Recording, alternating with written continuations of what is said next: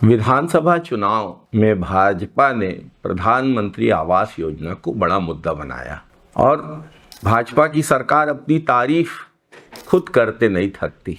मोदी जी अनेक बार छत्तीसगढ़ आकर भाजपा की सरकार को प्रधानमंत्री आवास योजना की सफलता के लिए खूब बधाई दे चुके हैं, लेकिन हकीकत में क्या स्थिति है प्रधानमंत्री आवास योजना की? आइए आज इस पर चर्चा करेंगे। प्रधानमंत्री आवास योजना किस तरह से भ्रष्टाचार के भेंट चढ़ चुकी है।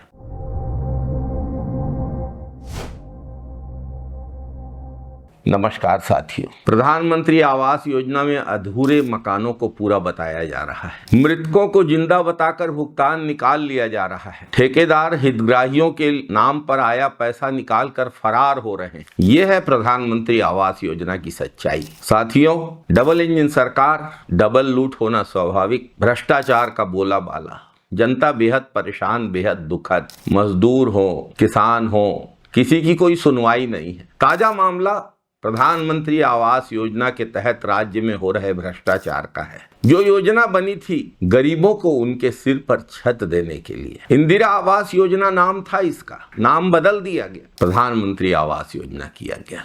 लेकिन क्या गरीबों को वाकई आवास मिल रहे हैं? जैसे ही इसका नाम बदला गया, गड़बड़ियों की शुरुआत हो गई। अधूरे मकान कागज में पूरे दिखाए जा रहे हैं। बिना छत ढलाई, बिना दरवाजे लगे घरों का भुगतान निकाल लिया जा रहा है। घर कागज पे बन रहे हैं, जमीन पर नहीं। जमीन को लेकर भी ढेर सारे विवाद हैं। प्रधानमंत्री आवास योजना के लिए जमीन आवंटन की कोई योजना नहीं। जो अपनी जमीन पर बना रहे हैं वो तो ठीक है, लेकिन जिन्हें दिगर जमीन की आवश्यकता है उनके लिए कोई सुनिश्चित कार्य योजना नहीं है। सरपंच जमीन न दे तो हितग्राहियों के गुस्से का शिकार बनता है, और जमीन देता है तो सरपंच पर उसके विरोधी पक्ष के लोग गड़बड़ियों और नियम विरुद्ध काम करने का आरोप लगाते हैं। प्रधानमंत्री आवास योजना की जो हितग्राही इस दुनिया में है ही नहीं, जिनकी मृत्यु हो चुकी है, उनके नाम पर भी आवास योजना की राशि निकल रही है। कैसे संभव है? जो व्यक्ति स्वर्गवासी हो चुका है वो कैसे वहां से प्रधानमंत्री आवास योजना की राशि लेने आएगा? भाजपा की सरकार में ये चमत्कार हो रहा है। भाजपा की सरकार में मृतक भी अब पैसा लूटने और वोट लूटने का जरिया बन गए। मकान बने ही नहीं, ठेकेदार पैसा लेके फरार। गरीब आदमी जाए तो जाए कहाँ? एक तो